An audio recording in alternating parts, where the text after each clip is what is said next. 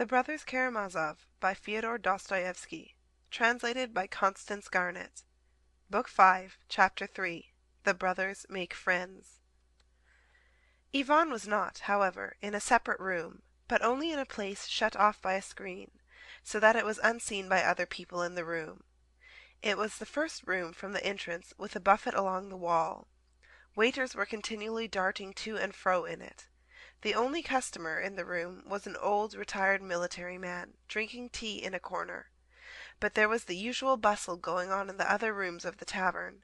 There were shouts for the waiters, the sound of popping corks, the click of billiard balls, the drone of the organ. Alyosha knew that Ivan did not usually visit this tavern, and disliked taverns in general.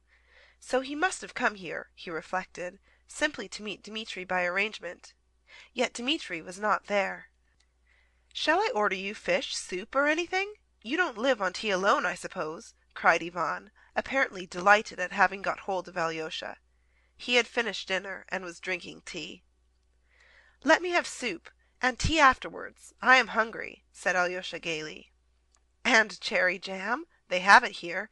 You remember how you used to love cherry jam when you were little?" "You remember that? Let me have jam too. I like it still." Ivan rang for the waiter and ordered soup, jam, and tea. "I remember everything, Alyosha. I remember you till you were 11. I was nearly 15. There's such a difference between 15 and 11 that brothers are never companions at those ages. I don't know whether I was fond of you even. When I went away to Moscow for the first few years I never thought of you at all. Then, when you came to Moscow yourself, we only met once somewhere, I believe, and now I've been here more than 3 months, and so far we have scarcely said a word to each other. Tomorrow I am going away, and I was just thinking, as I sat here, how I could see you to say good-bye, and just then you passed." "Were you very anxious to see me then?" "Very. I want to get to know you once for all, and I want you to know me, and then to say good-bye. I believe it's always best to get to know people just before leaving them. I've noticed how you've been looking at me these 3 months. There has been a continual look of expectation in your eyes, and I can't endure that. That's how it is I've kept away from you. But in the end I've learned to respect you. The little man stands firm, I thought. Though I am laughing, I am serious. You do stand firm, don't you? I like people who are firm like that, whatever it is they stand by, even if they are such little fellows as you.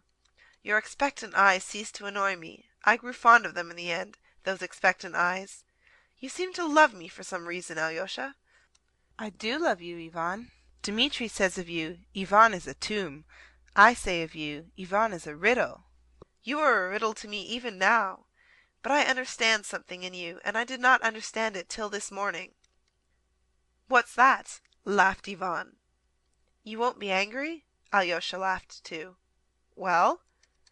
"That you are just as young as other young men of 23, that you are just a young and fresh and nice boy, green in fact. Now, have I insulted you dreadfully?" "On the contrary, I am struck by a coincidence," cried Ivan, warmly and good-humouredly. "Would you believe it, that ever since that scene with her, I have thought of nothing else but my youthful greenness, and just as though you guessed that, you begin about it. Do you know, I've been sitting here thinking to myself that if I didn't believe in life, if I lost faith in the woman I love, lost faith in the order of things, were convinced, in fact, that everything is a disorderly, damnable, and perhaps devil-ridden chaos, if I were struck by every horror of man's disillusionment, still I should want to live, and, having once tasted of the cup, I would not turn away from it till I had drained it. At 30, though, I shall be sure to leave the cup, even if I've not emptied it, and turn away. Where, I don't know. But till I am 30, I know that my youth will triumph over everything, every disillusionment, every disgust with life. I've asked myself many times whether there is in the world any despair that would overcome this frantic and perhaps unseemly thirst for life in me, and I've come to the conclusion that there isn't, that is, till I am 30, and then I shall lose it of myself, I fancy. Some drivelling, consumptive moralists, and poets especially, often call that thirst for life base. It's a feature of the Karamazovs, it's true, that thirst for life regardless of everything. You have it, no doubt, too. But why is it base? The centripetal force on our planet is still fearfully strong, Alyosha. I have a longing for life, and I go on living in spite of logic. Though I may not believe in the order of the universe, yet I love the sticky little leaves as they open in spring. I love the blue sky. I love some people, whom one loves, you know, sometimes without knowing why. I love some great deeds done by men, though I've long ceased perhaps to have faith in them. Yet from old habit one's heart prizes them. Here, they have brought the soup for you. Eat it. It will do you good. It's first-rate soup. They know how to make it here. I want to travel in Europe, Alyosha. I shall set off from here. And yet I know that I am only going to a graveyard. But it's a most precious graveyard. That's what it is. Precious are the dead that lie there. Every stone over them speaks of such burning life in the past, of such passionate faith in their work, their truth, their struggle, and their science, that I know I shall fall on the ground and kiss those stones and weep over them, though I'm convinced in my heart that it's long been nothing but a graveyard. And I shall not weep from despair, but simply because I shall be happy in my tears. I shall steep my soul in emotion. I love the sticky leaves in spring, the blue sky. That's all it is. It's not a matter of intellect or logic. It's loving with one's inside, with one's stomach. One loves the first strength of one's youth. Do you understand anything of my tirade, Alyosha? Ivan laughed suddenly. I understand too well, Ivan. One longs to love with one's inside, with one's stomach. You said that so well, and I am awfully glad that you have such a longing for life, cried Alyosha. I think everyone should love life above everything in the world. Love life more than the meaning of it? Certainly, love it, regardless of logic, as you say. It must be regardless of logic, and it's only then one will understand the meaning of it. I have thought so a long time. Half your work is done, Ivan. You love life. Now you've only to try to do the second half, and you are saved. You are trying to save me, but perhaps I am not lost. And what does your second half mean? Why, one has to raise up your dead, who perhaps have not died after all. Come, let me have tea. I am so glad of our talk, Ivan. I see you are feeling inspired. I am awfully fond of such professions de foi from such novices. You are a steadfast person, Alexei.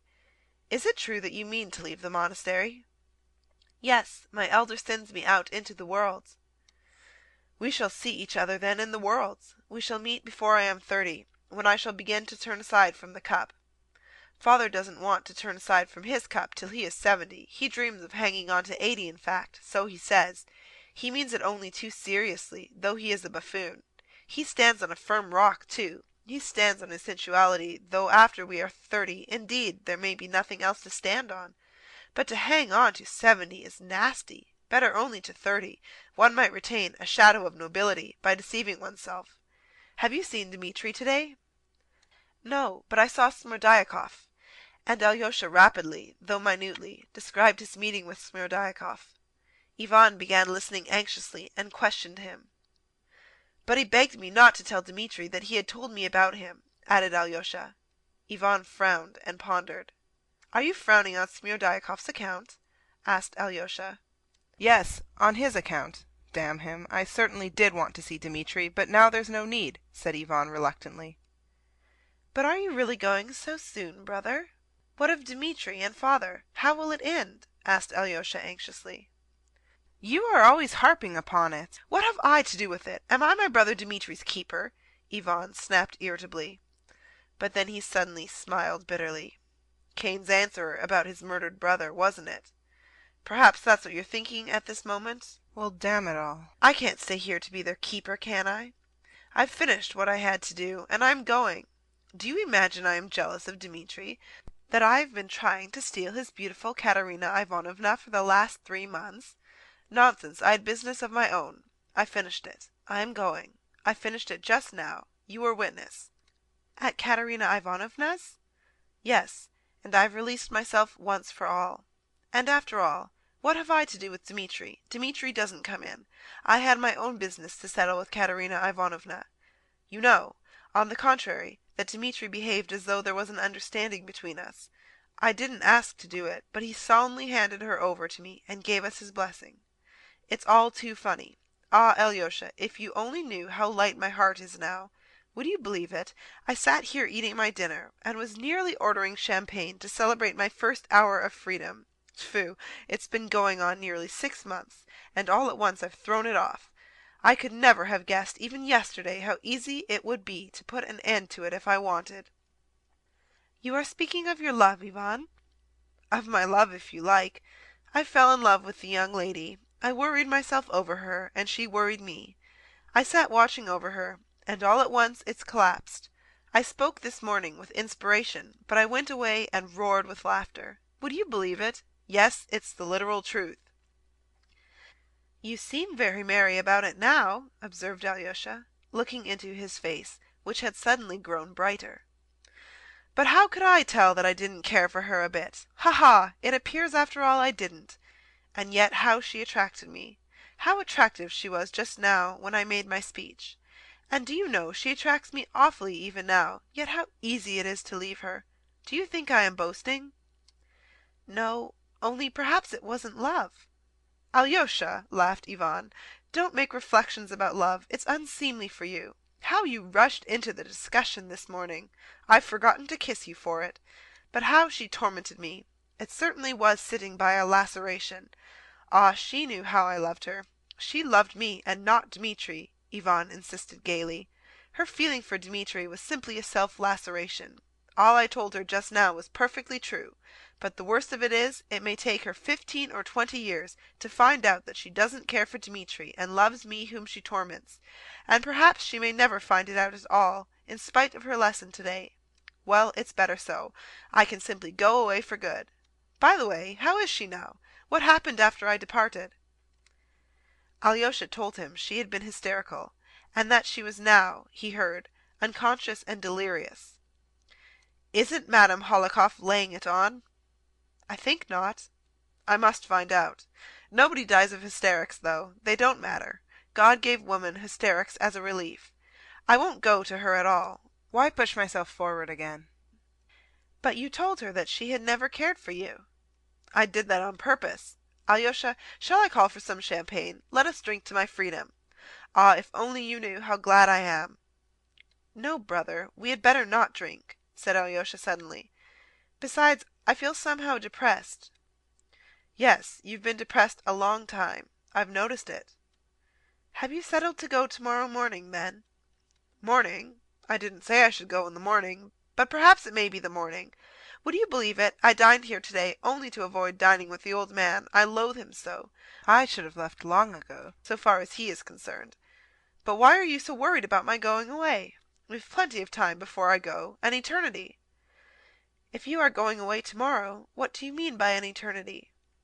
"But what does it matter to us?" laughed Ivan. "We've time enough for our talk, for what brought us here. Why do you look so surprised? Answer, why have we met here? To talk of my love for Katerina Ivanovna, of the old man and Dmitri, of foreign travel, of the fatal position of Russia, of the Emperor Napoleon. Is that it?" "No." "Then you know what for. It's different for other people. But we in our green youth have to settle the eternal questions first of all. That's what we care about. Young Russia is talking about nothing but the eternal questions now, just when the old folks are all taken up with practical questions. Why have you been looking at me in expectation for the last 3 months? To ask me, what do you believe, or don't you believe at all? That's what your eyes have been meaning for these 3 months, haven't they?" "Perhaps so," smiled Alyosha. "You are not laughing at me now, Ivan?" "Me laughing? I don't want to wound my little brother who has been watching me with such expectation for 3 months. Alyosha, look straight at me. Of course, I am just such a little boy as you are, only not a novice. And what have Russian boys been doing up till now, some of them, I mean? In this stinking tavern, for instance, here they meet and sit down in a corner. They've never met in their lives before, and when they go out of the tavern they won't meet again for 40 years. And what do they talk about in that momentary halt in the tavern? Of the eternal questions, of the existence of God and immortality. And those who do not believe in God talk of socialism or anarchism, of the transformation of all humanity on a new pattern, so that it all comes to the same. They're the same questions turned inside out. And masses of the most original Russian boys do nothing but talk of the eternal questions. Isn't it so? Yes, for real Russians the questions of God's existence and of immortality, or, as you say, the same questions turned inside out, come first and foremost, of course, and so they should," said Alyosha, still watching his brother with the same gentle and inquiring smile. "Well, Alyosha, it's sometimes very unwise to be a Russian at all, but anything stupider than the way Russian boys spend their time one can hardly imagine. But there's one Russian boy called Alyosha I am awfully fond of." "How nicely you put that in!" Alyosha laughed suddenly. "Well, tell me where to begin. Give your orders. The existence of God, eh?" "Begin where you like. You declared yesterday at father's that there was no God." Alyosha looked searchingly at his brother. "I said that yesterday at dinner on purpose to tease you, and I saw your eyes glow. But now I've no objection to discussing with you, and I say so very seriously. I want to be friends with you, Alyosha, for I have no friends, and want to try it. Well, only fancy, perhaps I too accept God," laughed Ivan. "That's a surprise for you, isn't it?" "Yes, of course, if you are not joking now." "Joking? I was told at the elders yesterday that I was joking. You know, dear boy, there was an old sinner in the 18th century who declared that, if there were no God, he would have to be invented. S'il n'existait pas Dieu, il faudrait l'inventer. And man has actually invented God. And what's strange, what would be marvelous, is not that God should really exist. The marvel is that such an idea, the idea of the necessity of God, could enter the head of such a savage, vicious beast as man.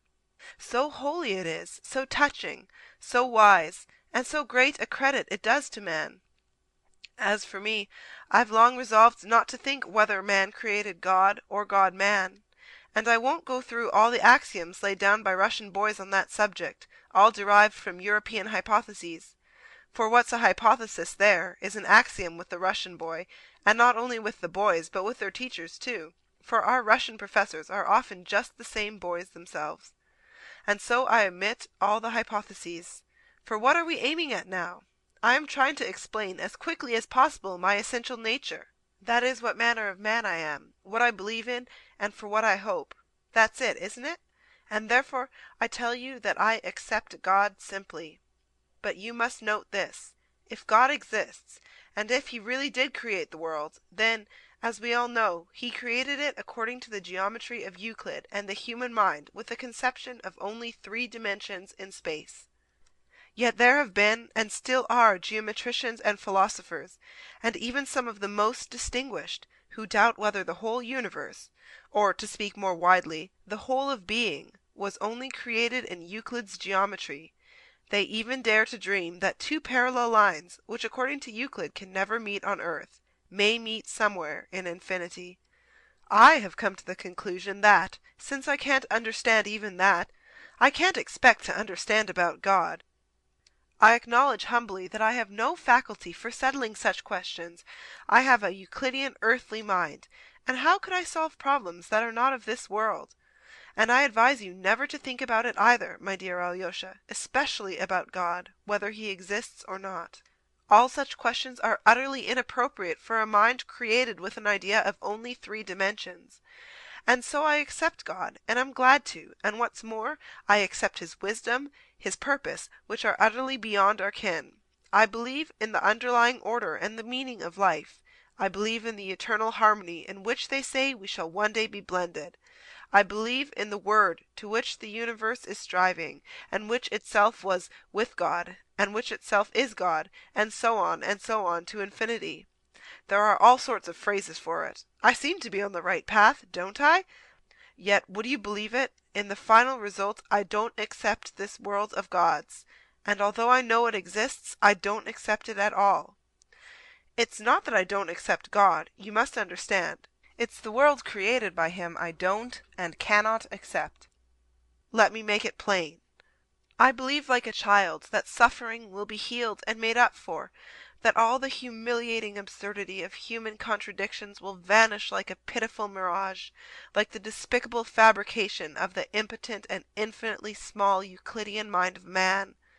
that in the world's finale, at the moment of eternal harmony, something so precious will come to pass that it will suffice for all hearts, for the comforting of all resentments, for the atonement of all the crimes of humanity, of all the blood they've shed, that it will make it not only possible to forgive, but to justify all that has happened with men. But though all that may come to pass, I don't accept it. I won't accept it. Even if parallel lines do meet, and I see it myself, I shall see it and say that they've met, but still I won't accept it. That's what's at the root of me, Alyosha. That's my creed. I am in earnest in what I say. I began our talk as stupidly as I could on purpose, but I've led up to my confession, for that's all you want. You didn't want to hear about God, but only to know what the brother you love lives by. And so I've told you." Ivan concluded his long tirade with marked and unexpected feeling. "And why did you begin as stupidly as you could?" asked Alyosha, looking dreamily at him. "To begin with, for the sake of being Russian. Russian conversations on such subjects are always carried on inconceivably stupidly. And secondly, the stupider one is, the closer one is to reality. The stupider one is, the clearer one is. Stupidity is brief and artless, while intelligence wriggles and hides itself. Intelligence is a knave, but stupidity is honest and straightforward. I've led the conversation to my despair, and the more stupidly I have presented it, the better for me." "You will explain why you don't accept the world?" said Alyosha. "To be sure I will. It's not a secret. That's what I've been leading up to. Dear little brother, I don't want to corrupt you, or to turn you from your stronghold.